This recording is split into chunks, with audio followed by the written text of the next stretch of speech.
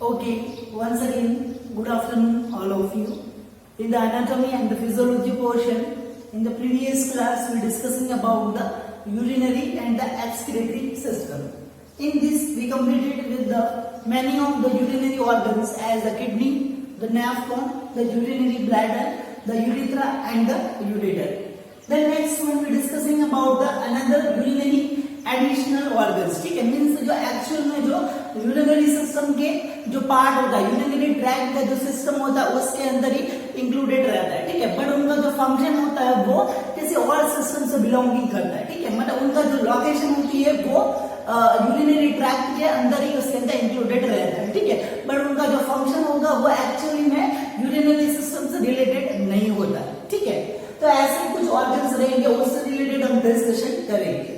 First one is prostate gland. ठीक है, तो प्रोस्टेट ग्लैंड से रिलेटेड डिस्कशन करेंगे as it is additional part along with the urinary system. ठीक है, मींस ये एक टाइप का एडिशनल मतलब जो एक्स्ट्रा जो अनदर जो एक्स्ट्रा जो एक पार्ट होता है. ठीक है, जो किसके साथ में जुड़ा हुआ होता है, द यूरिनरी सिस्टम. ठीक है, जो यूरिनरी सिस्टम के साथ में एक यूरिनरी सिस्टम के साथ में होने वाला एक एक्स्ट्रा जो पार्ट होता है. ठीक है, act as a endocrinal and reproductive function. ठीक है, और उसका जो फंक्शन मतलब इसका जो एक्शन क्या होती है, या फिर जो हार्मोनल एक्टिविटी होती है. ठीक है, जो एंडोक्राइनल जो एक्टिविटीज होती है या फिर जो रिप्रोडक्टिव जो फंक्शन होता है वो एक्चुअल में वो परफॉर्म करता है. ठीक है, बट एक्चुअल में जो यूरिनरी सिस्टम जो फंक्शन होता है वो उसके अंदर कुछ इसका कुछ भी रोल नहीं होता है. ठीक है, एज वन इन नंबर. ठीक है, मतलब ये एक जो नंबर के अंदर रहते हैं उसकी नंबर रहेगी वो एक रहेगी. ठीक है,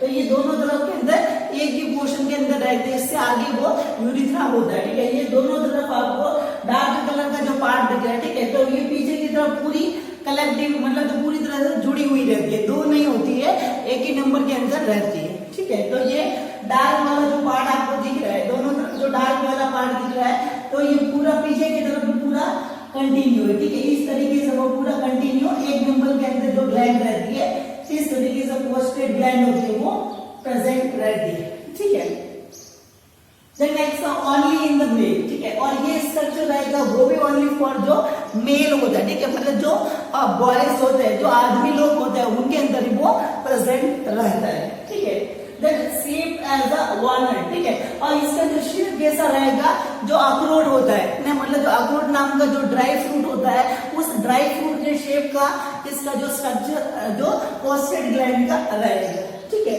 then next surrounding to the urethra. ठीक है, मतलब जो यूरिथ्रा वाला जो पार्ट होता है, यूरिनरी ट्रैक्ट का जो ये यूरिथ्रा वाला जो पार्ट होता है जिससे यूरिन होता है वो हमारी बॉडी से आउट होता है. ठीक है, तो उसके सराउंडिंग मतलब उसके आसपास के अंदर वो लोकेशन उसकी रहती है. ठीक है, देन नेक्स्ट फंक्शन इसका क्या रहेगा, प्रोड्यूस द एल्कलाइन फ्लूइड. ठीक है, मतलब जो यूरिनरी ट्रैक्ट से रिलेटेड इसका जो कंट्रीब्यूशन मतलब यूरिनरी ट्रैक्ट के अंदर आने का उसके अंदर क्या कंट्रीब्यूशन रहेगा कि उसको यूरिनरी ट्रैक्ट के साथ में उसको जोड़ा गया. ठीक है, तो इसका रीजन ये रहेगा, produce the alkaline fluid for the 30% part of the semen. ठीक है, मतलब जो सेक्सुअल जो सेल होती है, जो आदमी के अंदर जो सेक्सुअल सेल जो स्पर्म होता है. ठीक है, तो स्पर्म के अंदर जो फ्लूइड का जो पार्ट होता है 30% जो लिक्विड का जो पार्ट बनाता है जो स्पर्म का, तो वो इसके द्वारा एक जो एल्कलाइन जो फ्लूइड होता है वो सिक्रेशन कौन करता है, ये प्रोस्टेट ग्लैंड. ठीक है, और ये जो फ्लूइड क्या करेगा, for the increase the life span of the sperm. ठीक है, और ये फ्लूइड क्या करेगा, जो जीवन काल होता है मतलब स्पर्म का जो लाइफ टाइम पीरियड होता है वो उसको इंक्रीज करने के लिए रेस्पॉन्सिबल होता है. ठीक है, तो ये रहेगा एक जो यूरिनरी ट्रैक्ट के साथ में आने वाला एक additional organ about the prostate gland.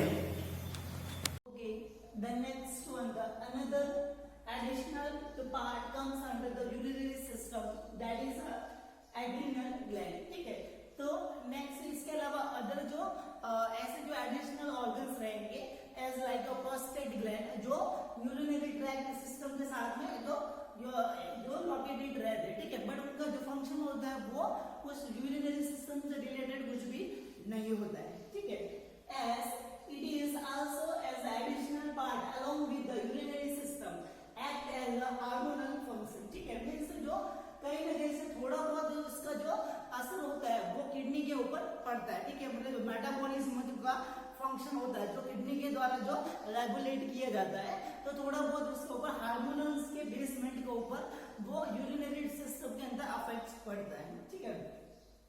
तो नेक्स्ट जो ग्लैंड रहेगी about the adrenal gland, it is also an additional part, में ये भी एक एडिशनल पार्ट होता है जो यूरिनरी ट्रैक्ट के साथ में लोकेशन उसकी रहती है, ठीक है, बट एक्चुअल में उसका जो फंक्शन क्या रहेगा, हार्मोनल फंक्शन, हार्मोन को सिक्रेशन करेगी और उसके बाद में उसका फंक्शन होगा वो रेगुलेट होता है, वो उसका रोल रहता है, ठीक है।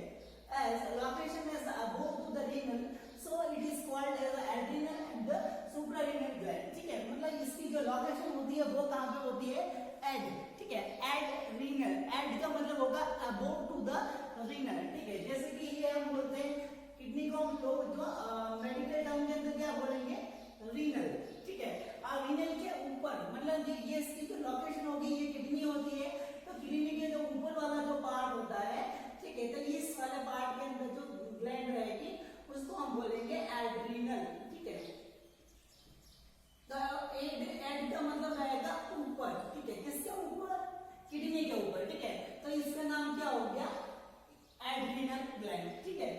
देन नेक्स्ट वन द इसको दूसरा नाम सुप्रारीनल ग्लैंड के नाम से भी जाना जाता है। सुप्रा का मतलब होगा सुपीरियर, सुपीरियर का मतलब होगा ऊपर वाले पार्ट के अंदर, सुपीरियर टू द रीनल, ठीक है, सुप्रारीनल का मतलब होता है सुपीरियर टू द रीनल, ठीक है, रीनल के ऊपर की तरफ जो ग्लैंड होती है उसको हम एड्रिनल ग्लैंड के नाम से या फिर जो सुप्रारीनल ग्लैंड के नाम से जाना जाता है, ठीक है। As it is a triangular in shape, ठीक है, इसका जो शेप होगा वो ट्रायंगुलर, मतलब जो त्रिभुज होता है, ठीक है, उसका जो त्रिकोण को होता है उस शेप का इसका जो स्ट्रक्चर रहता है, ठीक है, जो ट्रायंगुलर के शेप का इसका जो स्ट्रक्चर एड्रिनल ग्लैंड का होता है, ठीक है। नेक्स्ट इसका जो फंक्शन रहेगा, मतलब इसका जो कंट्रीब्यूशन होगा, पहले हार्मोन का सिक्रेशन किया जाएगा, as secretion of the hormone, एक हार्मोन का सिक्रेशन करती है, वो क्या करता है, regulate the fluid and the metabolism, मतलब जो फ्लूइड होता है उसका जो मेटाबॉलिज्म या फिर जो ब्लड प्रेशर या फिर जो इम्यून रिस्पांस होता है उसका जो मेटाबॉलिज्म या फिर उसको रेगुलेट करने के लिए वो रेस्पॉन्सिबल होते हैं, ठीक है, तो वो फ्लूइड और द फ्लूइड का मेटाबॉलिज्म, उससे जरा ब्लड प्रेशर और जो इम्यून रिस्पांस के लिए वो अपना जो रोल होता है वो परफॉर्मिंग करता है, ठीक है, बट इसका इनडायरेक्टली जो यूरिनरी सिस्टम से रिलेटेड इसका अफेक्टिव रोल होता है वो नहीं होता है। Okay, so these are about the additional organ in the urinary system, that is the adrenal gland. Okay, the next one, the another additional part regarding the urinary system, that is juxtamedullary apparatus, ठीक है, तो इसके अलावा urinary tract के साथ में जो located होने वाला जो अदर जो एडिशनल पार्ट रहेगा जिसको हम juxtamedullary apparatus के नाम से जाना जाता है, ठीक है, तो इसका भी जो इनडायरेक्ट फॉर्म के अंदर थोड़ा बहुत जो रोल होता है वो यूरिनरी फंक्शन के अंदर, जो यूरिनरी ट्रैक्ट के अंदर वो उसका फंक्शन होता है वो परफॉर्म करता है, ठीक है, बट इसके अंदर भी इसका जो मेन फंक्शन क्या होगा, हार्मोन्स को, ऐसे कोई एंजाइम्स होता है उनको सिक्रेशन करना और उसके बेसमेंट को कहीं ना कहीं तरीके से तो किडनी के ऊपर थोड़ा बहुत उसका जो अफेक्ट होता है वो पड़ता है, ठीक है, बट उसका जो मेन काम क्या रहेगा, जो यूरिनरी ट्रैक्ट के अंदर हमने पढ़ा था कि रेनिन एंजाइम का सिक्रेशन किया जाता है, एरिथ्रोपोइटिन का सिक्रेशन किया जाता है, और जो अदर एंजाइम्स वगैरह हमने जो किडनी के फंक्शन के अंदर हमने पढ़ा था, ठीक है, तो ये जो एंजाइम्स कैसे प्रोडक्शन होता है वो आप आज आपको इसके अंदर आपको समझ में आ जाएगा, ठीक है।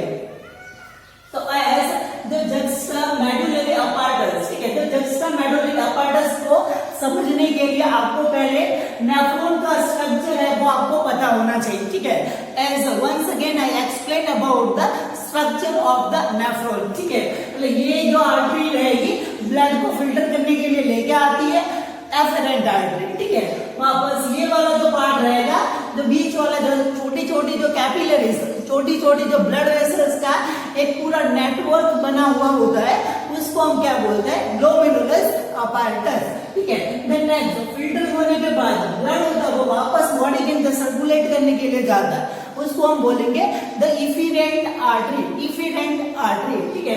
देन नेक्स्ट उसके बाद में यूरिन फिल्टर जो ब्लड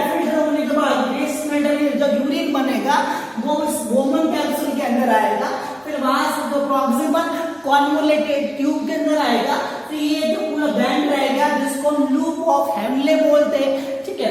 उसके बाद में आगे वाला जो असेंडिंग वाला मतलब ऊपर चढ़ता हुआ जो डीसीडी का जो पार्ट होगा और ये जो डिसेंडिंग वाला जो डीसीडी का पार्ट, ठीक है, और ये कलेक्टिंग डक्ट, ठीक है। तो ये ऐसा स्ट्रक्चर हमने नेफ्रॉन का डिस्कशन किया था, ठीक है। ठीक है, तो फिर से हम जुक्स्टामेडुलरी apparatus से रिलेटेड हम डिस्कशन करते हैं।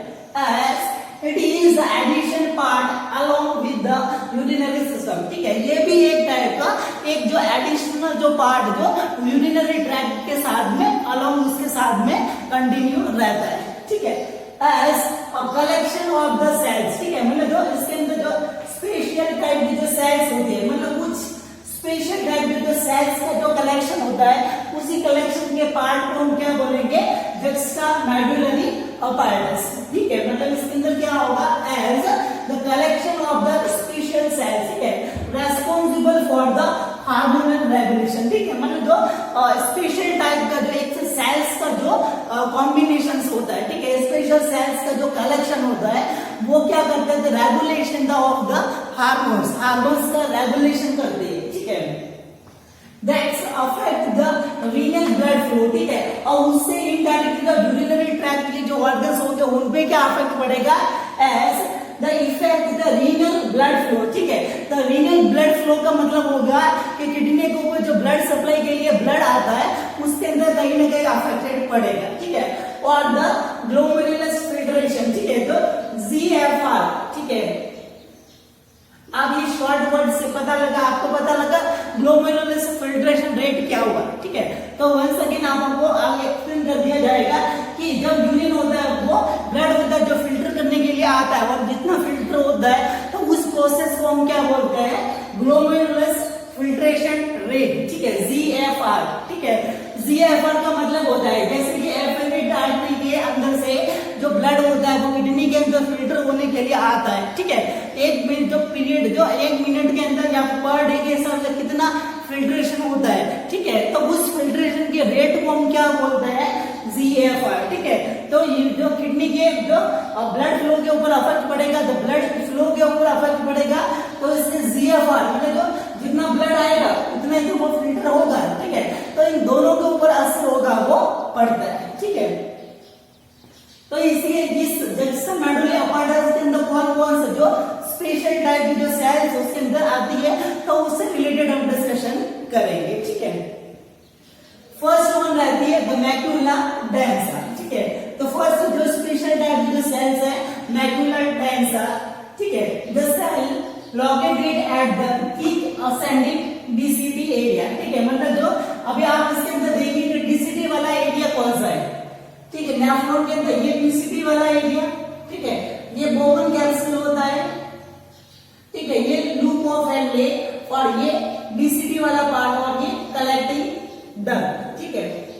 तो इसके अंदर आप देखिए कि ये क्या बोल रहा है कि मैक्यूला डेंसा नाम की cells located at the thick ascending DCD area, ठीक है। असेंडिंग का मतलब रहेगा ऊपर बढ़ता हुआ, ठीक है।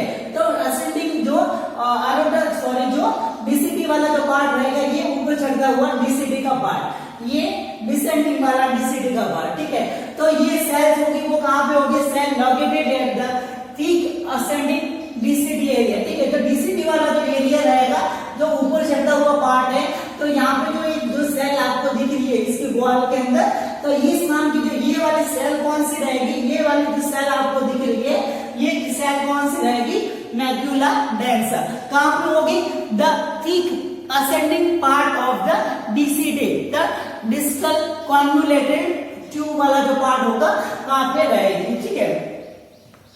दैट एक्ट एज, ठीक है, मतलब उसका जो एक्शन क्या होता है, the auto regulation of the sodium concentration by the adenosine and the nitro oxide जो पार्ट होगा, ठीक है, जो एक सब्सटेंस जो एंजाइम होगा नाइट्रिक ऑक्साइड और एडिनोसिन नाम का जो एक हार्मोन होगा उसका सिक्रेशन किया जाएगा जो क्या करेगा, तो auto regulation of the sodium concentration, ठीक है।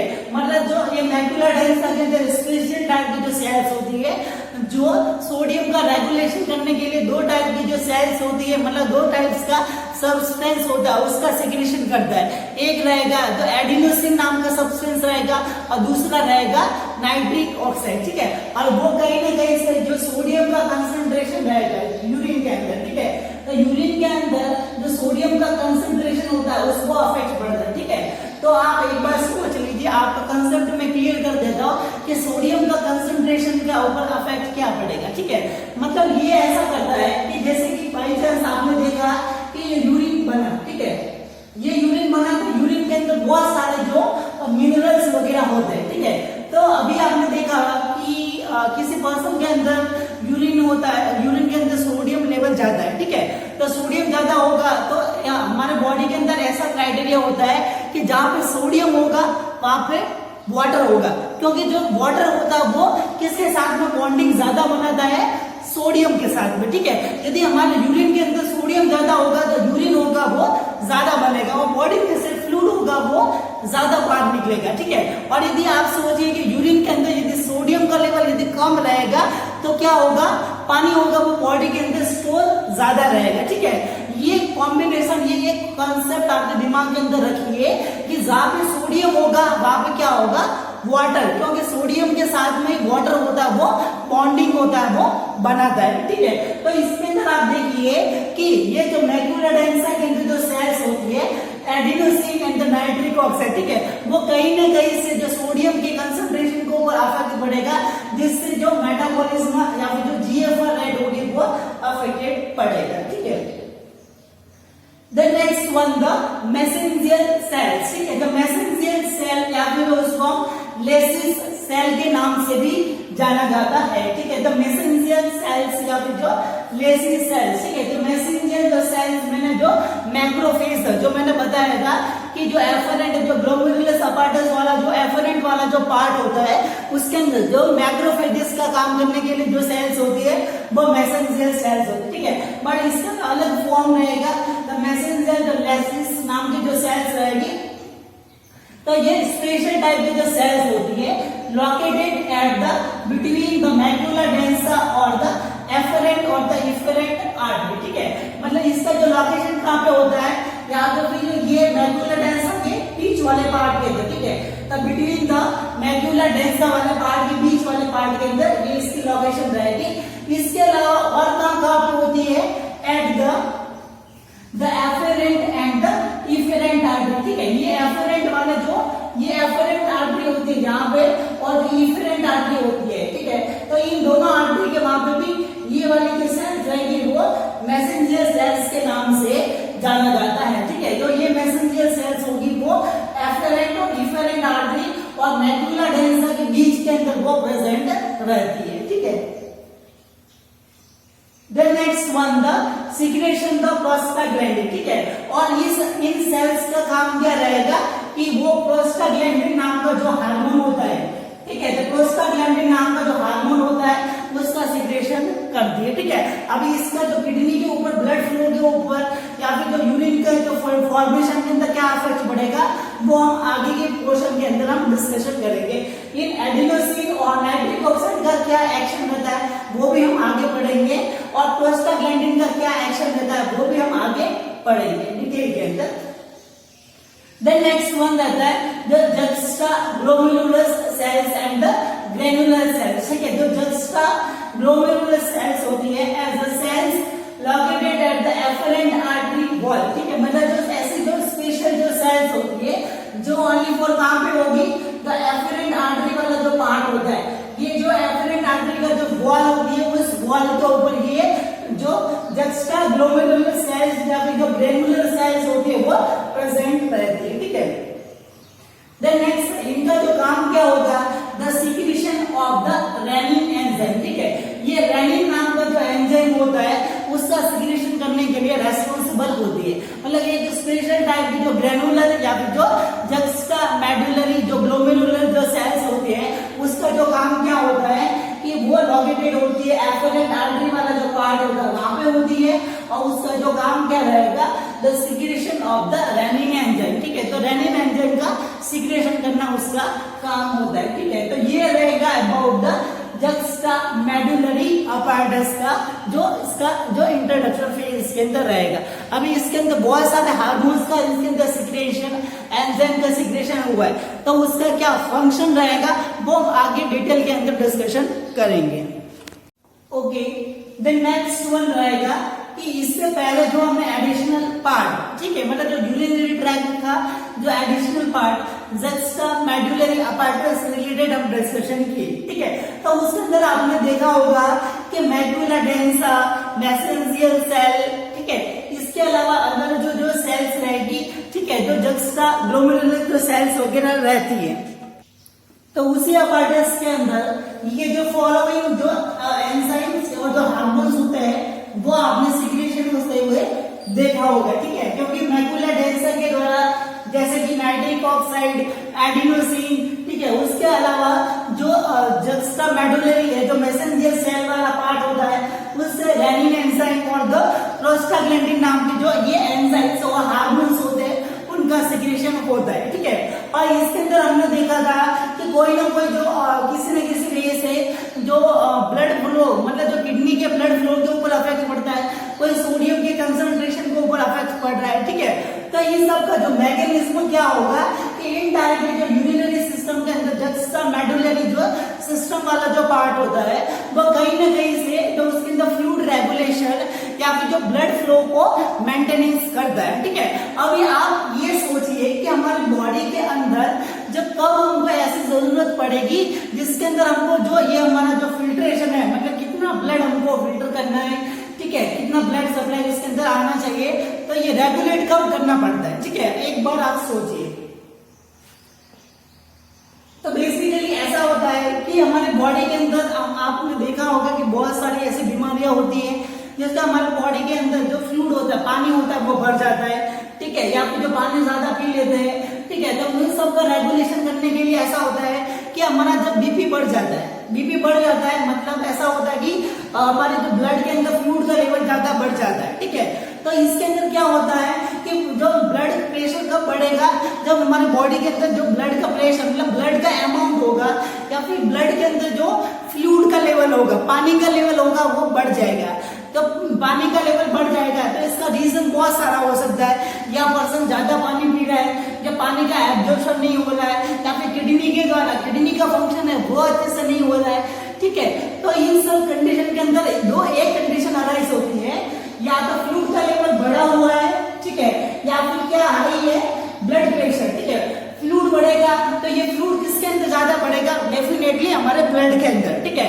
और हमारे ब्लड के अंदर यदि फ्लूइड ज्यादा रहेगा तो हमारे जो ब्लड वेसल्स रहेंगे उसके ऊपर ज्यादा प्रेशर पड़ेगा, तो उसी प्रेशर को हम क्या बोलते हैं, ब्लड प्रेशर, ठीक है। तो ब्लड प्रेशर क्या होगा, अभी हम पहले मैकेनिज्म क्या पढ़ेंगे कि फ्लूइड लेवल है वो बढ़ा हुआ है, ठीक है।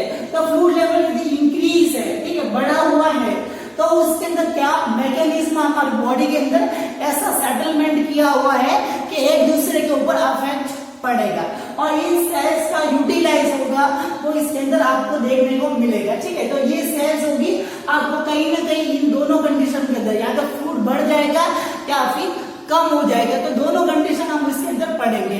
तो पहली कंडीशन हम पढ़ने जा रहे हैं द व्हेनेवर, मतलब जब कभी भी जब फ्लूइड का लेवल या फिर जो ब्लड प्रेशर होता है वो इंक्रीज हो, मतलब बढ़ जाता है, तो क्या होता है, ठीक है। आगे का मैकेनिज्म हम देखेंगे। उसके बाद में यदि फ्लूइड बढ़ जाएगा तो macula densa release the adenosine, ठीक है। तो जैसा कि इससे पहले हमने देखा था कि मैक्यूला डेंसा नाम की जो सेल होती है वो किसका सिक्रेशन करती है, द एडिनोसिन, ठीक है। तो इसके अंदर आपको एडिनोसिन दिख रहा है, ये एडिनोसिन का सिक्रेशन होता है वो मैक्यूला डेंसा के द्वारा होता है। कब होता है, जब हमारे बॉडी के अंदर फ्लूइड का लेवल बढ़ जाता है, ब्लड प्रेशर होता है वो बढ़ जाता है, तब क्या सिक्रेशन होता है, ये सब ऑटोमेटिकली होता है, ठीक है। तो क्या मैक्यूला डेंसा क्या रिलीज करेगी, द एडिनोसिन, ठीक है। एडिनोसिन के सिक्रेशन करने के बाद में क्या होगा, it action on the reduce the sodium reabsorption, ठीक है। अभी आप देखिए कि सोडियम रीएब्जॉर्प्शन का मतलब क्या होता है, ठीक है। तो जैसे कि मैंने जो नेफ्रॉन का फंक्शन के बारे में बताया था, तो नेफ्रॉन के अंदर अलग अलग जो पार्ट होता है, ठीक है। तो ये मैक्यूला डेंसा कहाँ पे होता है, जो नेफ्रॉन का जो डीसीटी वाला पार्ट होता है, ठीक है, तो उसके अंदर क्या होता है कि हमारा जो बॉडी के अंदर से वापस जो यूरिन के अंदर सोडियम का लेवल जा रहा होता है, तो उसके सोडियम के लेवल को रीएब्जॉर्प्शन मतलब वापस ब्लड के अंदर लेने का काम होगा, वो उसके अंदर ब्लॉक हो जाएगा, ठीक है। मतलब एक एग्जांपल आप देखिए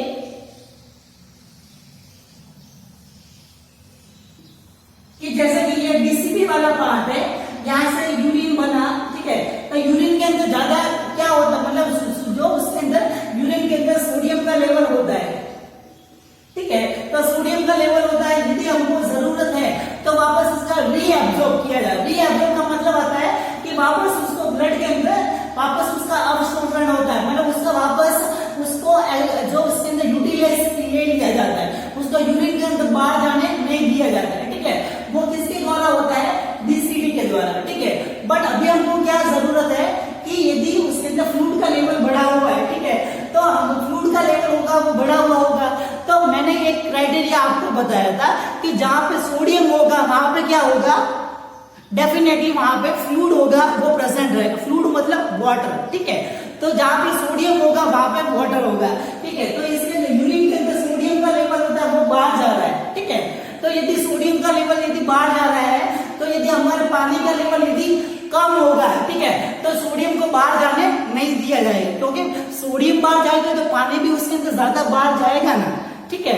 बट अभी की कंडीशन क्या है, अभी हमारे पास की कंडीशन ये है कि हमारा बॉडी के अंदर फ्लूइड का लेवल है वो ज्यादा है, ठीक है, तो अभी हमको फ्लूइड का लेवल उसके अंदर सोडियम को रीअब्सॉर्ब मतलब वापस रोकने का जरूरत नहीं है, भले वो बाहर जाए, सोडियम बाहर जाएगा तो उसके साथ में फ्लूइड होगा वो भी बाहर जाएगा, तो फ्लूइड बाहर जाएगा तो इससे क्या होगा, हमारे अंदर फ्लूइड का लेवल होता है वो बैलेंस हो जाएगा, क्योंकि सोडियम के साथ में फ्लूइड भी बाहर जाएगा और फ्लूइड बाहर जाएगा तो फ्लूइड का लेवल कम हो जाएगा, इससे हमारा बीपी का लेवल होगा वो नॉर्मल हो जाएगा। हमको कम भी नहीं करना है और ज्यादा भी नहीं करना, हमको बैलेंस करना है, ठीक है, तो इससे बैलेंस हो सकता है। वंस अगेन आई ऐसे जो रेस्पॉन्स आपको बताया जाएगा कि जब भी ब्लड प्रेशर या फ्लूइड का लेवल बढ़ता है तो मैक्यूला डेंसा जो यहाँ पे डीसीटी के वहां पे होती है वो उसके अंदर रिलीज होता है, वो रिलीज होके तो क्या करेगा, the act on the reduce the sodium reabsorption, मतलब यूरिन के अंदर जो सोडियम का लेवल होता है उसको वापस ब्लड के अंदर आने से उसको ब्लॉकेज किया जाता है, ठीक है, इससे क्या होगा, सोडियम बाहर जाएगा तो उसके साथ साथ में वाटर का लेवल भी बाहर उसके अंदर जाएगा, वाटर कम हो जाएगा और उसके अंदर ब्लड प्रेशर भी बैलेंस हो जाएगा, ठीक है। देन नेक्स्ट वन, उसके बाद में जो ये एडिनोसिन होता है वो किसके साथ में मिक्स हो जाता है, तो मिक्स इन द ब्लड, ठीक है, और मिक्स जो ब्लड के अंदर मिक्स होने के बाद में वो कहां पर पहुंचता है, हार्ट के वहां पे, मतलब जो हार्ट वाला जो पार्ट होता है हमारा जो धड़कन जो हमारा दिल होता है वो हार्ट वाला जो पार्ट होता है वहां पे पहुंचता है, इसके ब्लड के अंदर मिक्स होने के बाद में वहां पे पहुंचता है, वहां पे जाके ये क्या करेगा, एक और जो हार्मोन होता है, एक और जो हार्मोन होता है उस एक सब्सटेंस को स्टिमुलेट करेगा, द एएनपी, तो एएनपी का फुल फॉर्म रहेगा द एंटी नाइट्रिक प्रोटीन, ठीक है, मतलब ऐसा जो प्रोटीन रहेगा जो एंटी नाइट्रिक, ठीक है, नाइट्रिक का मतलब रहता है Na का मतलब रहेगा सोडियम, सोडियम का जो साइंटिफिक नाम होता है वो क्या होता है, नेट्रियम, ठीक है, Na का मतलब क्या होगा, सोडियम, इसका जो साइंटिफिक नाम होता है वो नेट्रियम होता है, ठीक है, आपको जैसे 12th के अंदर आपने पढ़ा होगा, तो सोडियम का जो साइंटिफिक नाम होता है वो नेट्रियम होता है, ठीक है, तो ये जो स्टिमुलेट एडिनोसिन होगा वो ब्लड के अंदर मिक्स हो जाएगा, ब्लड के अंदर मिक्स होने के बाद में वो कहां पे पहुंचेगा, हार्ट के बाद में, हार्ट के बाद में जाने के बाद में वो किसको स्टिमुलेट करेगा, तो एक एंजाइम होता है, एक जो प्रोडक्ट होता है एंटी नाइट्रिक प्रोटीन, ठीक है, इस एंटी नाइट्रियम जो प्रोटीन वाला पार्ट होगा उसको स्टिमुलेट करेगा, ठीक है। Then next it is anti to the sodium, ठीक है, मतलब जो ये वाला जो प्रोडक्ट रहेगा वो किसके एंटी में, एंटी का मतलब होगा विरुद्ध के अंदर, ठीक है, मतलब उससे उसकी दुश्मनी होती है, ठीक है, तो किससे इसकी दुश्मनी रहेगी, द Na का मतलब क्या रहेगा, सोडियम के विरुद्ध में होता है, क्या होता है, सोडियम के विरुद्ध के अंदर ये ANP वाला जो पार्ट होता है वो सोडियम के जो विरुद्ध के अंदर होता है, ठीक है, जो एंटी टू द सोडियम का लेवल, ठीक है। देन नेक्स्ट ये क्या करेगा, इंक्रीज द सोडियम एक्सक्रीशन, ठीक है, और ये सोडियम के एक्सक्रीशन को, मतलब सोडियम के लेवल को, वो सोडियम के जो एक्सक्रीशन को बढ़ाएगा, ठीक है। क्या होगा कि यदि एडिनोसिन होगा ब्लड के अंदर मिक्स होगा, वो हार्ट के वहां पे जाएगा, हार्ट के अंदर से एक और जो हार्मोन, मतलब जो एक प्रोडक्ट होता है उसका जो स्टिमुलेशन होगा एएनपी, द एंटी नाइट्रिक, जो प्रोटीन वाला जो पार्ट होता है उसका सिक्रेशन में होगा, ठीक है। दैट इज जो इसका क्या फंक्शन होता है कि वो जो सोडियम होता है उसके एंटी में होता है, उसका एक्शन रहता है, और वो क्या करेगा, सोडियम के एक्सक्रीशन को, मतलब सोडियम को बाहर निकाल देगा, ठीक है। तो हमको क्या जरूरत है, सोडियम को हमको बाहर नहीं निकालना था, ठीक है, क्योंकि सोडियम बाहर निकलेगा तो इसके साथ में और क्या होगा, और फ्लूइड होगा, वो बैलेंस हो जाएगा, ठीक है। तो कहीं ना कहीं तरीके से हमारा जो सोडियम का लेवल बढ़ जाएगा तो फ्लूइड का लेवल भी बढ़ जाएगा, ठीक है। और इसके लिए क्या मैकेनिज्म होगा, और आप देखिए देखिए, and also stimulate the brain, ठीक है। और इसके अलावा जो इस एडिनोसिन के द्वारा जो एएनपी का, मतलब हार्ट के द्वारा एएनपी का सिक्रेशन होता है, और उसके अलावा जो ब्रेन को भी रेस्पॉन्स मिलता है, ब्रेन को स्टिमुलेट किया जाए कि ब्रेन आप अपनी जो पिट्यूटरी के द्वारा एंटी डायूरेटिक हार्मोन का सिक्रेशन कीजिए, उसका कम, ठीक है। मतलब उसके अंदर क्या होगा, एक हार्मोन होता है एडीएच, तो ब्रेन के वहां पे स्टिमुलेट मिलेगा, तो ब्रेन के अंदर से जो पिट्यूटरी ग्लैंड के अंदर आपने पढ़ा होगा, एंडोक्राइन के अंदर आपने पढ़ा होगा पिट्यूटरी ग्लैंड, तो पिट्यूटरी ग्लैंड के द्वारा एक हार्मोन होता है एंटी डायूरेटिक हार्मोन। ये एंटी का मतलब होता है जो विरुद्ध के अंदर, और डायूरेटिक का मतलब होता है यूरिन का आउटपुट होता है वो बढ़ाना, ठीक है। तो यूरिन के आउटपुट को बढ़ाने के लिए उसका जो सिक्रेशन, एंटी डायूरेटिक का मतलब जो यूरिन के आउटपुट को बढ़ाने को कम करेगी, ठीक है। पर उसका हमको क्या करना है, इस एंटी डायूरेटिक का मतलब होगा कि वो डायूरेटिक का जो सिक्रेशन होता है वो उसको बढ़ा देता है, ठीक है। तो एंटी डायूरेटिक जो हार्मोन होगा उसका सिक्रेशन होता है वो उसके अंदर जो रेगुलेट उसके अंदर किया जाता है, ओके। तो इस कांड के अंदर जो एंटी डायूरेटिक हार्मोन होता है, ठीक है, तो एंटी डायूरेटिक हार्मोन क्या होता है कि वो जो डायूरेसिस होता है उसको बढ़ाया जाता है। एंटी डायूरेटिक हार्मोन का होता है, डायूरेसिस का मतलब होता है कि यूरिन के आउटपुट को बढ़ाने के विरुद्ध के अंदर, ठीक है। तो एंटी डायूरेटिक हार्मोन यदि कम होगा, ठीक है, तो यूरिन का आउटपुट होगा वो बढ़ेगा, यदि एंटी डायूरेटिक हार्मोन होगा वो बढ़ जाएगा। तो एंटी डायूरेटिक मतलब यूरिन के आउटपुट को बढ़ाने को कम करना है, ठीक है।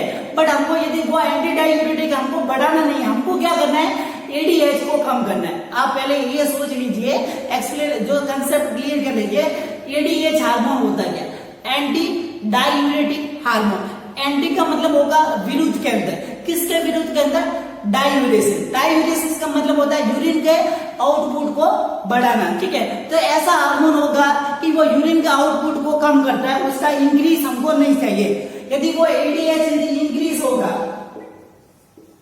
एडीएच यदि इंक्रीज होगा तो क्या होगा, यूरिन का आउटपुट होगा वो उसके अंदर कम होगा, ठीक है। और यदि ये एडीएच यदि कम होगा, ठीक है, तो यूरिन का आउटपुट होगा वो बढ़ेगा, ठीक है।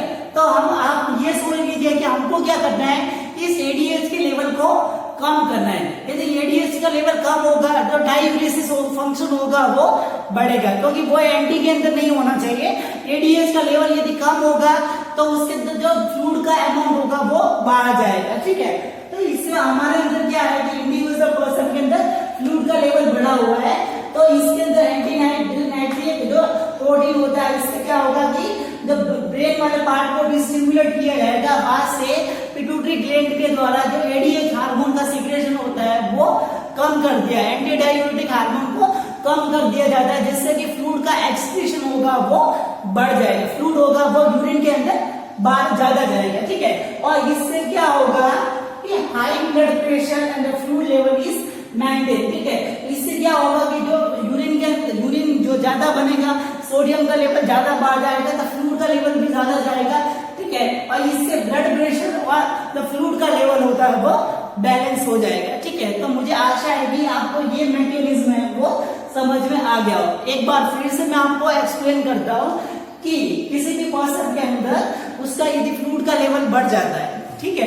फ्लूइड का लेवल बढ़ेगा तो हमारे बॉडी के अंदर फ्लूइड का लेवल बढ़ेगा ब्लड के अंदर, तो ब्लड का लेवल बढ़ेगा तो ब्लड प्रेशर उसके अंदर बढ़ेगा, मतलब हमारी जो ब्लड वेसल्स होती है, हमारी जो नसें वगैरह होती है उनके अंदर जो ब्लड की ज्यादा होने की वजह से जो वेसल्स के ऊपर वॉल के ऊपर प्रेशर पड़ता है उसको हम ब्लड प्रेशर बोलते हैं, ठीक है। इसके अलावा बहुत सारे ऐसे कंडीशंस होते हैं जैसे किडनी अच्छे से काम नहीं कर रही है, कोई पर्सन ज्यादा फ्लूइड ले रहा है, उसके अंदर जो सूजन वगैरह आ गई है, तो इन सब की वजह से फ्लूइड का लेवल होता है वो बढ़ जाता है, ठीक है। तो हमारे बॉडी के अंदर इस टाइप का जो सेल्स होती है और जो यूरिनरी सिस्टम के द्वारा ऐसा जो मैकेनिज्म होता है जिसके अंदर कुछ प्रोडक्ट होते हैं, जैसे कि ये प्रोडक्ट होता है, इनका सीक्रेशन उसके अंदर होता है और उनके द्वारा जो ये फ्लूइड का मतलब जो किडनी को कितना ब्लड फ्लो देना है, किडनी के द्वारा ही फ्लूइड का बैलेंस किया जाएगा, ठीक है। तो किडनी के ऊपर फ्लो बढ़ाना या फिर कम करना, उसके द्वारा उसका फ्लूइड का लेवल होता है या फिर बीपी का लेवल, ब्लड प्रेशर का लेवल बैलेंस कर सकते हैं। तो जब किसी पर्सन के अंदर फ्लूइड का लेवल बढ़ जाएगा तो क्या होगा कि मैक्यूला डेंसा नाम की जो सेल होती है उसके द्वारा एक जो प्रोडक्ट होता है, एक जो सब्सटेंस होता है एडिनोसिन, उसका सिक्रेशन होगा। ये एडिनोसिन क्या करेगा, सोडियम के रीएब्जॉर्प्शन को, मतलब यूरिन के अंदर से वापस जो सोडियम को लिया जाता है ब्लड के अंदर, तो उसे लेने के प्रोसेस को कम कर देगा, कम कर देगा तो सोडियम होगा वो यूरिन के अंदर ज्यादा जाएगा। तो हमको यही जरूरत है कि सोडियम जाएगा तो उसके साथ में पानी भी होगा वो बाहर जाएगा, तो पानी बाहर चला जाएगा तो बॉडी के अंदर से पानी होगा वो कम हो जाएगा, कम हो जाएगा तो बीपी होगा वो बैलेंस हो जाएगा। ये कॉमन मैकेनिज्म है। फिर ये होता है कि ये एडिनोसिन है वो वापस ब्लड के अंदर मिक्स रहता है, ब्लड के अंदर मिक्स रहेगा तो वो हार्ट के वहां पे भी वो जाता है, हार्ट के अंदर जाएगा तो एक और हार्मोन होता है जो हार्ट की जो लेयर होती है उसके द्वारा सिक्रेशन होता है, जिसको हम एएनपी बोलते हैं, एंटी नाइट्रिक प्रोटीन एंजाइम, ठीक है। वो क्या करता है कि वो सोडियम के अगेंस्ट में होता है, सोडियम को जो एक्सक्रीशन होता है मतलब सोडियम को एक्सेप्ट नहीं करता है, सोडियम को बाहर निकलता है। अभी इसके अंदर भी हमारा सोडियम का लेवल यदि बढ़ जाएगा, थोड़ा बहुत फ्लूइड का लेवल इसके द्वारा भी बैलेंस हो जाएगा, ठीक है। फिर हमने देखा कि ये एडिनोसिन और जो एएनपी होता है वो और ब्लड के अंदर सर्कुलेट होते हैं और वो ब्रेन तक पहुंचते हैं। ब्रेन के अंदर जो पिट्यूटरी वाला जो पार्ट आपने एंडोक्राइन के अंदर पढ़ा होगा, ठीक है, तो उस एंडोक्राइन के अंदर पिट्यूटरी ग्लैंड, जो पोस्टीरियर पिट्यूटरी ग्लैंड होती है वो एक जो हार्मोन होता है एडीएच, तो इसको हम एंटी डाययूरेटिक हार्मोन, मतलब वो क्या करता है यूरिन के आउटपुट को कम करता है। यदि वो हार्मोन बढ़ा हुआ होगा तो यूरिन का लेवल होगा वो कम होगा, यदि वो हार्मोन कम होगा तो यूरिन का आउटपुट होगा वो बढ़ जाएगा। तो इसी के अंदर क्या होता है कि उसको रेस्पॉन्स दे दे कि एंटी डाई हार्मोन होगा उसको हम डिक्रीज कर दे, और डिक्रीज करेंगे तो यूरिन का आउटपुट होगा वो बढ़ जाएगा और यूरिन के साथ में फ्लूइड भी जाएगा, तो बैलेंस जब हाई बीपी होगा वो बैलेंस हो जाएगा, फ्लूइड का लेवल भी बैलेंस हो जाएगा, ठीक है। तो इस तरीके से जो बीपी का और जो ब्लड फ्लो होता है किडनी के अंदर बैलेंस किया जाता है, उसके अंदर एडिनोसिन का उसके अंदर मैकेनिज्म इस टाइप का रहेगा। Okay, the next one condition रहेगी whenever the fluid level on the blood pressure is decreased, ठीक है। मतलब जो इससे पहले जो कंडीशन हमने पढ़ी उसके अंदर फ्लूइड लेवल भी बढ़ा हुआ था और ब्लड प्रेशर भी बढ़ा हुआ था, इससे ही ऑपोजिट कंडीशन आप देखें, ठीक है। इससे ही जो उल्टी कंडीशन यदि आप देखोगे तो ब्लड प्रेशर वो भी कम है और फ्लूइड का लेवल, पानी का लेवल भी कम है, तब उसके अंदर क्या मैकेनिज्म उसके अंदर रहेगा, ठीक है। तो इसके अंदर इससे पहले आप देखिए कि एडिनोसिन का रोल है वो खत्म हो गया, ठीक है। अभी इसके अंदर ओनली फॉर ये nitric oxide, renin and prostaglandin का रोल है वो आपको पता नहीं है, ठीक है। तो इस कंडीशन के अंदर आपको इन तीनों का रोल है वो आपको पता लग जाएगा, ठीक है। तो आप देखिए कि ऐसा कोई भी पर्सन है जिसके अंदर फ्लूइड का लेवल तो कम है और इसी की वजह से ब्लड प्रेशर है वो भी कम है, ठीक है, बीपी कम हो जाता है, तो उसके अंदर मैक्यूला डेंसा नाम की जो सेल होगी उसके अंदर से नाइट्रिक ऑक्साइड नाम का जो एक एंजाइम सब्सटेंस होगा वो रिलीज होता है, ठीक है। इससे पहले जब फ्लूइड बढ़ा हुआ था, ठीक है, बीपी बढ़ी हुई थी, तो उसके अंदर कौन सा सब्सटेंस सिक्रेशन हुआ था मैक्यूला डेंसा के द्वारा, एडिनोसिन, ठीक है। बट जब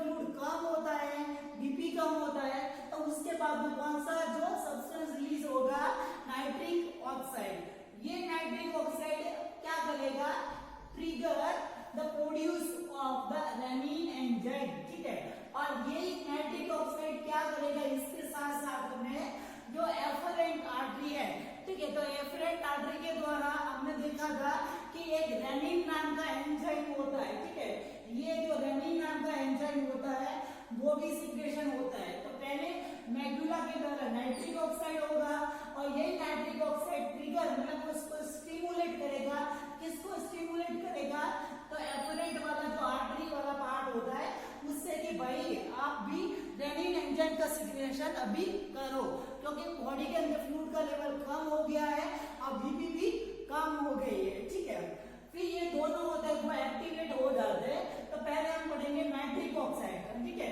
तो नाइट्रिक ऑक्साइड क्या करेगी, क्या उसके जो एफरेंट आर्टरी होती है, मतलब जो एफरेंट आर्टरियल होता है जिसके अंदर जो ब्लड होता है वो जाता है, तो उसके अंदर वो क्या करती है, the dilate the afferent artery, ठीक है। इससे क्या होगा कि वो एफरेंट आर्टरी होती है जहां से जो किडनी के अंदर ब्लड फ्लो करने के लिए जाता है, तो उसका जो डायमीटर होगा वो बढ़ जाएगा, उसकी साइज बढ़ जाएगी, तो उसके अंदर से फ्लो होगा वो उसके अंदर ज्यादा रहेगा, ठीक है। तो फ्लो ज्यादा होने की वजह से तो ब्लड होगा वो स्पीड के अंदर उसके अंदर फ्लो करेगा, ठीक है।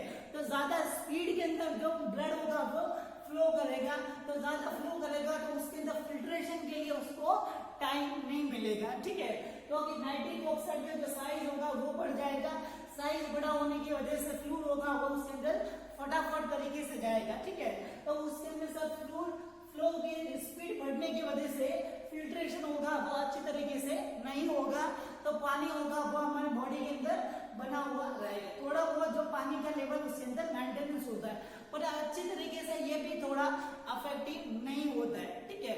बट इसके बाद में क्या होगा, इसी के साथ में आप देखिए कि रेनिन नाम का जो एंजाइम होता है, वो रेनिन नाम का जो एंजाइम होता है वो रिलीज होता है, वो रिलीज होगा तो क्या होगा इन ब्लड, और इससे पहले क्या होता है कि हमारे ब्लड के अंदर ऑलरेडी एक जो सब्सटेंस जो एंजियोटेंसिन नाम का जो एंजाइम होता है, एंजियोटेंसिन फर्स्ट, जिसको हम एंजियोटेंसिन फर्स्ट बोलेंगे, वो पहले से हमारे बॉडी के अंदर ब्लड के अंदर प्रेजेंट होता है। ये रेनिन वाला एंजाइम होता है उस एंजियोटेंसिन फर्स्ट के साथ में मिलेगा और उसको कहां पे लेके जाएगा, जो रेनिन एंजियोटेंसिन सिस्टम जो होता है, जो रास सिस्टम होता है वो एक्टिवेट होता है, ठीक है। आप सेकेंड ईयर के अंदर जो मेडिकल सर्जिकल नर्सिंग के अंदर आप पढ़ोगे तो यूरिनरी सिस्टम के अंदर बहुत सारे डिसऑर्डर्स होगा, तो उसके अंदर आप पढ़ोगे रास सिस्टम, ठीक है। वो आप गर्भ वाला रास नहीं, वो एक जो मेडिकल टर्म के अंदर रास होता है, ठीक है। तो ये रास सिस्टम होता है वो एक्टिवेट होता है। रास का मतलब होगा रेनिन एंजियोटेंसिन सिस्टम, ठीक है। तो रेनिन एंजियोटेंसिन सिस्टम होता है वो एक्टिवेट होता है, ठीक है। तो ये क्या करेगा, रेनिन एंजाइम जो एंजियोटेंसिन फर्स्ट होगा वो उसको मिक्स होने के बाद में कहां लेके जाएगा, लंग्स, ठीक है। तो ये एंजियोटेंसिन वो रेनिन एंजाइम के साथ में एंजियोटेंसिन फर्स्ट के अंदर वो कन्वर्ट होता है। रेनिन जो एंजियोटेंसिन जो एंजाइम होता है वो रेनिन के साथ में एंजियोटेंसिन फर्स्ट के अंदर वो कन्वर्ट होता है, ठीक है। तो ये रेनिन के साथ में एंजियोटेंसिन होगा वो कन्वर्ट हो जाएगा एंजियोटेंसिन फर्स्ट के अंदर, ठीक है। अब ये एंजियोटेंसिन फर्स्ट होगा वो पूरी बॉडी के अंदर सर्कुलेट होता है, सर्कुलेट होते होते वो कहां पहुंचता है, लंग्स के अंदर, ठीक है। ये जो हमारा ब्लड होता है वो हर पार्ट के अंदर जाता है, ठीक है। तो उससे पहले कि हमने देखा जब फ्लूइड बढ़ा हुआ था तो वो हार्ट के अंदर ब्लड जाता है, तो हार्ट के अंदर से एक एंजाइम होता है, ठीक है। सेम ऐसे जब पानी कम हो जाए तो वो लंग्स के अंदर से भी एक एंजाइम होता है वो निकलता है, ठीक है। तो आप इसका ध्यान रखिए। तो रेनिन के साथ में एंजियोटेंसिन जुड़ने के बाद में एंजियोटेंसिन फर्स्ट बना, फिर ये सर्कुलेट होते होते वो लंग्स के अंदर जाएगा।